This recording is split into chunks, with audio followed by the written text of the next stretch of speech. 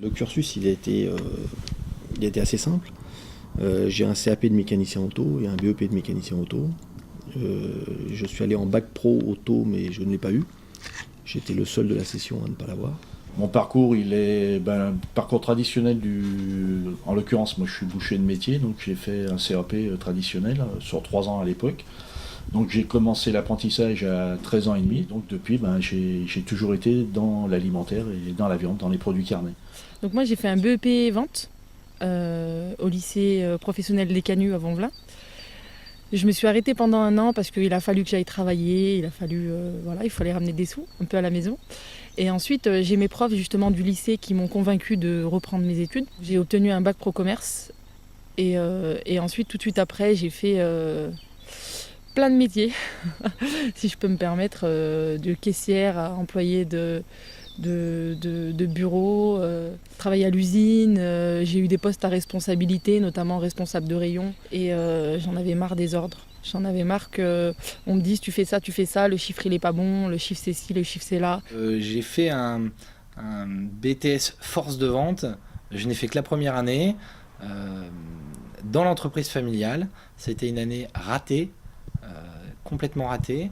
Je suis parti à Montpellier pour faire cette fois un BTS action commerciale.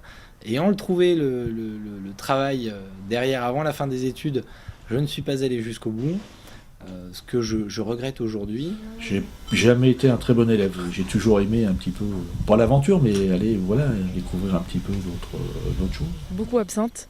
Je regrette d'avoir été absente, donc ça ne m'a pas empêché d'avoir mes diplômes, mais beaucoup absente. Et puis comme j'avais déjà 2 ans de retard quand j'ai fait mon BEP, les gens qui étaient dans ma classe déjà à la base, je ne vais pas dire que j'étais plus mature qu'eux, mais ils étaient très jeunes et je ne vais pas dire que je m'ennuyais, mais en fait quand moi j'allais à l'école, c'était vraiment pour aller à l'école. Indiscipliné, mais bon, après, j'ai toujours été un peu meneur à l'école, donc que ce soit pour les bonnes ou les mauvaises choses. J'ai toujours eu l'idée de créer de toute façon. Je voulais faire ce que j'avais envie de faire.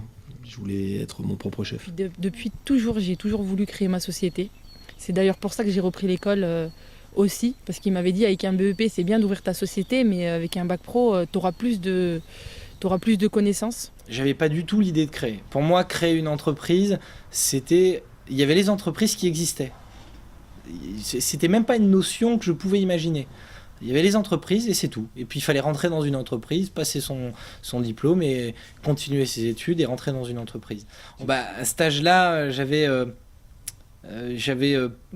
voyais pas très loin. J'avais très peu de visibilité sur ce que j'allais faire plus tard.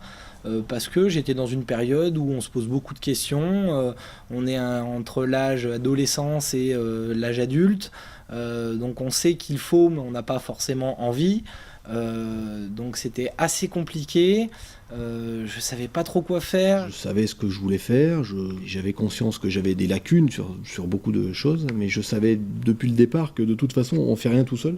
Je sais pas parler anglais, je sais pas parler allemand, je sais pas parler espagnol. Je sais à peine écrire. Aujourd'hui, si j'avais su comprendre cette finalité d'avoir son diplôme, d'avoir cette notion de création d'entreprise et tout ce qui va avec, je pense que je serais allé un peu plus vite. L'avantage d'être autodidacte comme je le suis et de sortir du cursus que j'ai, aujourd'hui, heureusement ou malheureusement, je ne sais pas, mais tous les gens qui ont bac plus 5, qui ont bac plus 6, j'en ai ici, on leur a appris pendant des années à ne pas prendre de risques. Vous auriez toujours l'exemple de quelqu'un qui est arrivé très très haut sans diplôme, un autodidacte. Cependant, les diplômes, n'étant pas une finalité en eux-mêmes, sont des clés pour ouvrir des portes. D'avoir un diplôme, quel qu'il soit, ça montre une concrétisation, la fin d'un travail. Si vous avez les compétences, que vous n'avez pas le diplôme, vous aurez beaucoup plus de mal à avancer et à créer. Ça donne beaucoup plus confiance aux gens qui vous entourent et à vos collaborateurs que si vous ne l'avez pas. Au jour d'aujourd'hui, un BEP, c'est un diplôme, mais ça reste vraiment un minus. Enfin, c'est vraiment une petite chose quoi, par rapport au diplôme, quoi. On ne peut pas dire, voilà, on a un BEP aujourd'hui et qu'un bac, on n'a déjà pas grand-chose. Donc avec un BEP, moi, si j'aurais pu continuer et faire un BTS, j'avais les possibilités de faire un BTS. mais je ne l'ai pas fait. J'ai été bête, je regrette aujourd'hui parce que je trouve que c'est super important d'avoir un minimum de connaissances justement là où on va quoi.